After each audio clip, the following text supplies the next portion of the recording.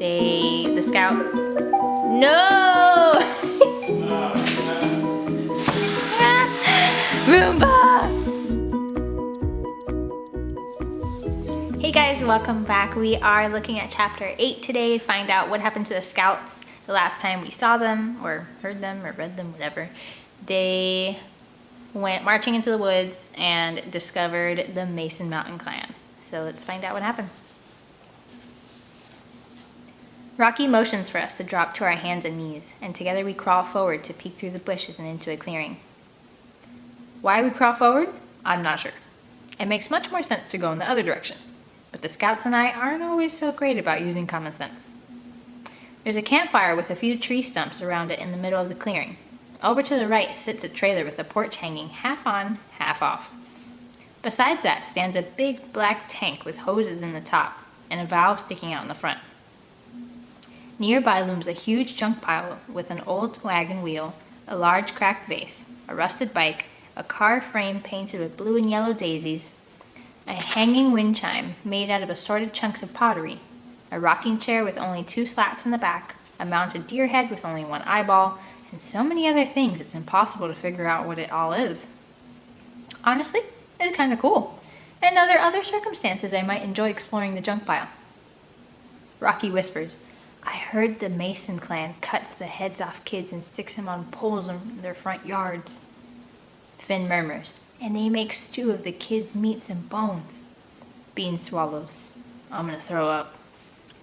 Scarlett's eyes go wide. Let's get out of here, she whispers. I shoot Beans a dirty look. We told you the Mason clan existed. Who cares who said what? Rocky mumbles. I'm gonna throw up. Bean swallows again. Obviously, the Mason Mountain clan is not something our parents made up. They are real, and they are right there, just yards away. We need to get out of here. I point back the direction we came and started crawling away. Behind me, Finn gasps for air. Not now. I turn to look at him. Don't have an asthma attack, I whisper. Well, what do we have here? My friends scream and I freeze. Then slowly, very carefully, I turn my head and I drag my gaze over to 2 black rubber boots, up a couple of very big hairy legs, past a dirty flowered dress, around an impressive gut, and into the face of the most enormous woman I have ever seen. From behind her steps a man and 3 teenage boys.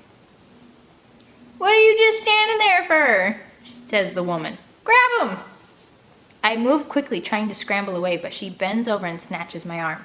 One of the boys gets Scarlet, another Beans, the man snags Finn. And as the other boy lunges for Rocky, he takes off, sprinting in the other direction. Rocky! I shout, but he doesn't turn around as he races through the trees and disappears. What is he doing? He can't let them take us.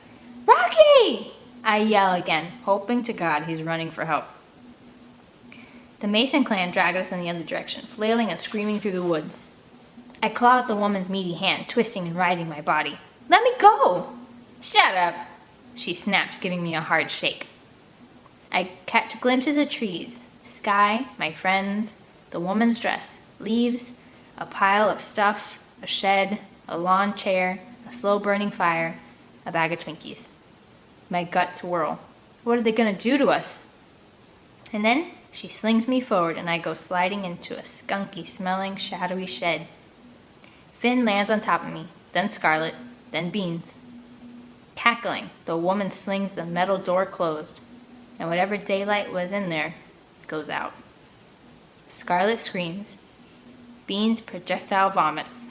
Finn wheezes for air, and I start crying. That's actually the end of chapter 8. This was a very short chapter, but also very intense. So, Mason Mountain Clan does exist, and we don't know what's going to happen to them. They just got shoved into a shed of people who supposedly chop off children's heads and eat them for lunch. So,